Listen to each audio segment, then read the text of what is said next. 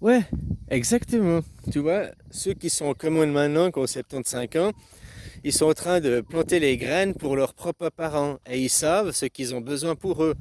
Dans 20 ans, ils vont renaître. Ah, ce sera les années, ouais, je caricature, parce qu'il y en a qui sont déjà... Bon, bref. Euh, donc maintenant, ceux qui vont mourir, ils ont eu comme parents ceux des années 20. Et puis ceux des années 20, tu vois, après, t'as tes parents, ils ont 20 ans, toi, t'as 0 ans, puis ils te disent, ah, tu sais, moi, que j'avais ton âge, il y avait la grande épidémie, et puis on a connu la première, on a connu la guerre. Donc, tu comprends les graines qui te sèment aussi dans la tête. Donc, qu'est-ce que la génération qui va venir, quoi, la génération des boomers, la génération qui est aux commandes maintenant, quelle graine veut que la génération aujourd'hui qui naît, ceux qui sont en train de naître maintenant, qui vont être leurs parents, ont besoin de réimplanter dans leur psyché, bien ou mal, pour continuer leur développement, pour continuer leur génération. Comme je te dis, la génération des boomers, eux, leur rêve, c'était pas possible d'aller sur la Lune. La fusée, ça n'existait pas.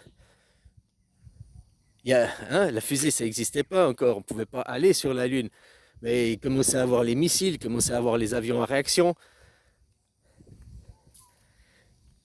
La psyché, avant, c'était des envahisseurs viennent. Nous, on ne pouvait pas aller. La technologie ne nous permettait pas d'aller. Donc des autres venaient nous envahir. La même chose dans la guerre. D'autres idées venaient nous envahir. D'autres nations venaient nous envahir dans la psyché collective. Maintenant, depuis qu'on a fait la fusée, puis nous pouvons aller sur d'autres planètes. Nous pouvons aller coloniser d'autres nations. Nous pouvons aller exporter notre idéologie.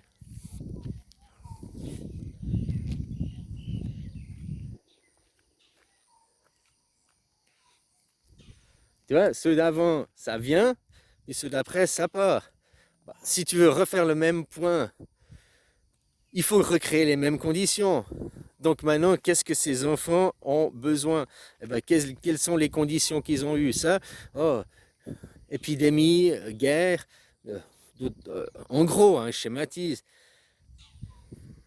Donc ils vont grandir dans cette atmosphère, qu'ils vont avoir des enfants, ils vont élever leurs enfants en disant, oh, tu sais, nous on a connu la guerre, tu sais, nous on a connu l'épidémie, tu sais, nous on a... Donc ils vont réimplanter des graines dans la génération d'après, les boomers qui sont nos parents. Moi je suis né, j'ai pas, à part des relents de guerre froide, j'ai entendu ça et tout.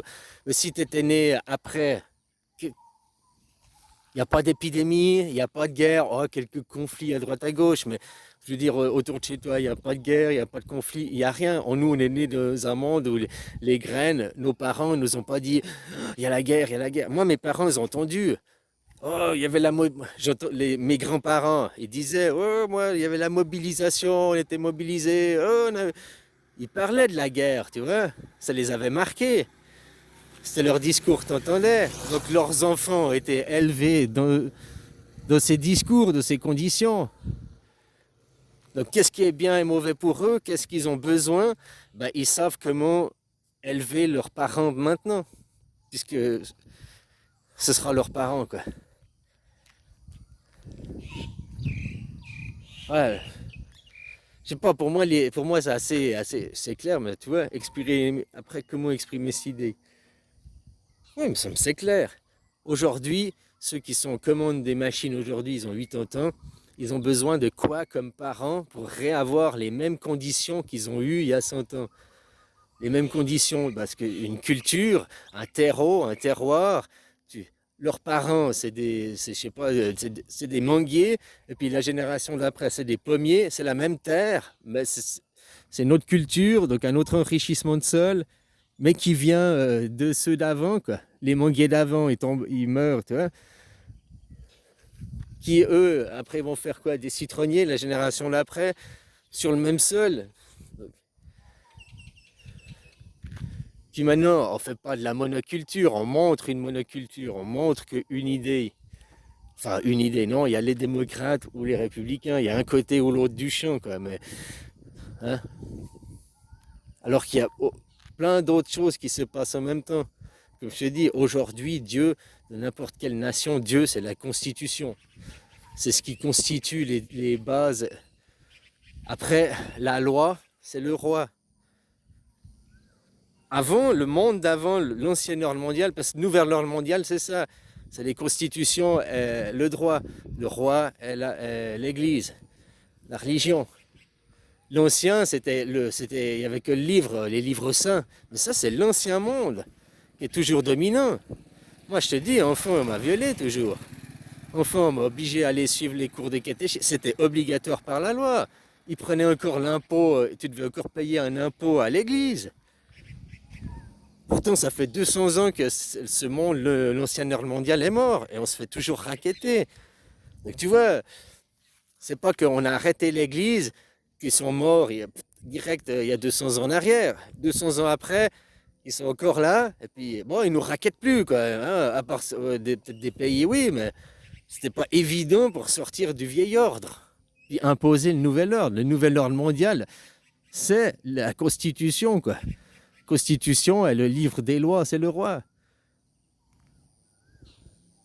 C'est se baser sur des machines. Avant, on se basait sur un roi et un pape qui étaient des hommes qui étaient corruptibles, pas fiables et tout. Mais il n'y avait pas de livre.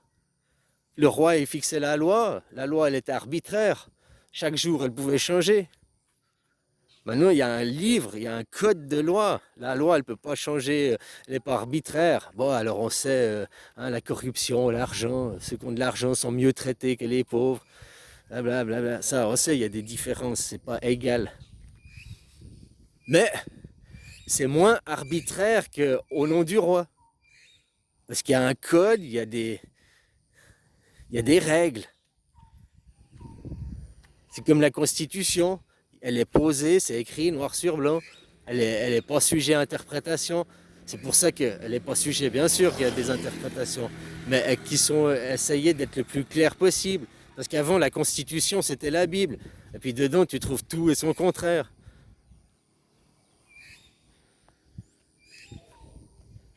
Puis la Bible, puis ça servait aussi de livre de loi, la Bible ou le Coran. Tu as le Coran de base, et après tu as tous les hadiths, les hadiths, je sais plus comment ils appellent, tout des jurisprudences, tout ça c'est des jurisprudences qui sont venues greffer au code de loi, quoi. C'est pas la loi initiale. C'est la même chose, maintenant on met Constitution suisse, c'est la base pour tous les pays, mais après comment vont évoluer les démocraties? Oui, parce que démocratie, là on parlait, ils nous ont parlé, oui c'est la démocratie, c'est la démocratie. Puis, en réalité, c'était du communisme. Maintenant, on va suivre un roi, un soleil, on dit vive, mais on va arriver dans une vraie démocratie. La démocratie va s'implanter pour de vrai. Parce qu'il faut aussi éduquer les gens. Tu leur laisses le droit de vote, il faut aussi qu'ils s'élèvent en conscience.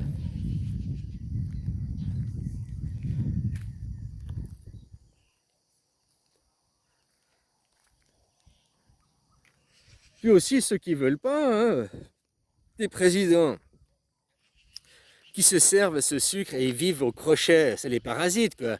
Hein, c'est pas ceux au RSA du parasite, c'est ceux qui vivent au crochet des autres, les riches. Voilà, ça c'est les vrais parasites.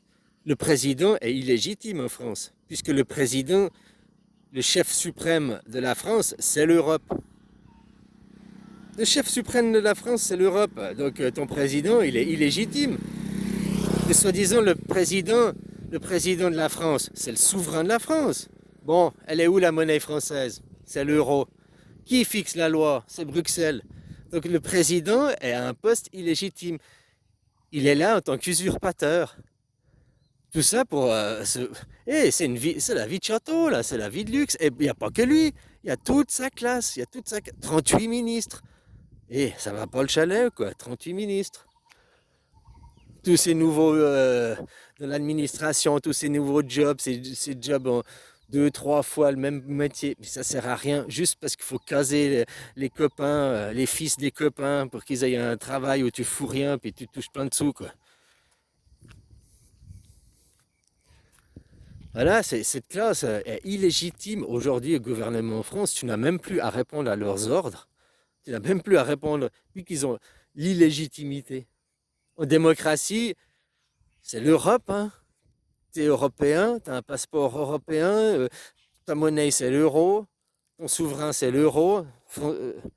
Mais que ce soit en Italie ou de n'importe quelle nation européenne, c'est comme ça. Il faut que les gens ils réalisent que tous ceux qui se disent le chancelier allemand, le machin, c'est tous des personnes illégitimes.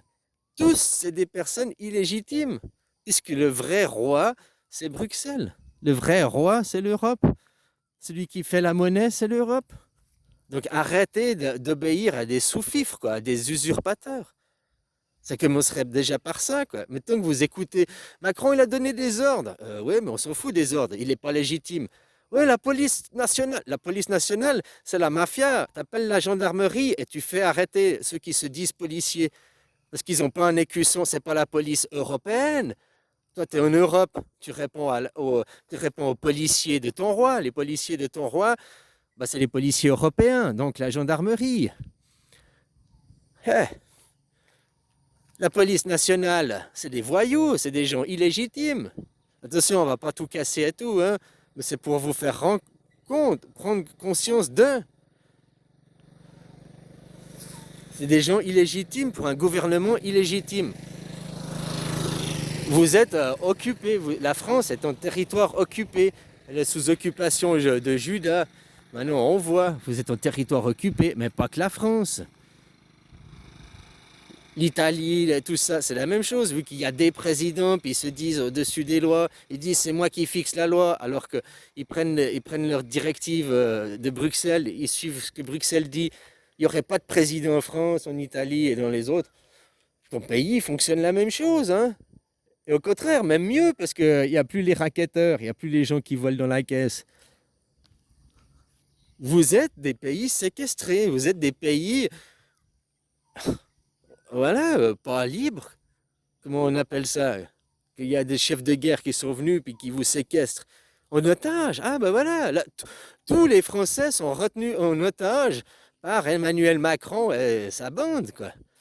C'est ça la réalité. Il vous retient en otage, vous êtes des otages. Tous les Italiens sont retenus en otage par Meloni, là,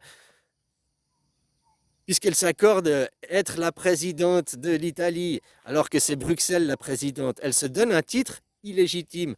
Le président Macron, le président Europe, oui, c'est vrai. Le président Macron, usurpation d'identité. Mais commencez à réaliser ça, les gens. Commencez à comprendre les mots, commencez à comprendre la situation, commencez à comprendre qui est le roi, qui est le souverain.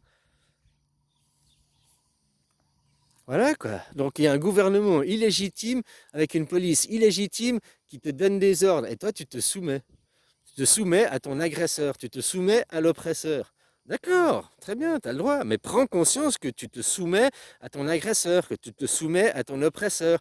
Et arrête de dire, nous les Français, les citoyens souverains, nous sommes la liberté, l'égalité, la fraternité. Vous êtes dans un pays conquis, dans un pays... Faudrait sortir de prison, quoi. Vous avez le syndrome de Stockholm, là, dans votre prison, quoi. Hein?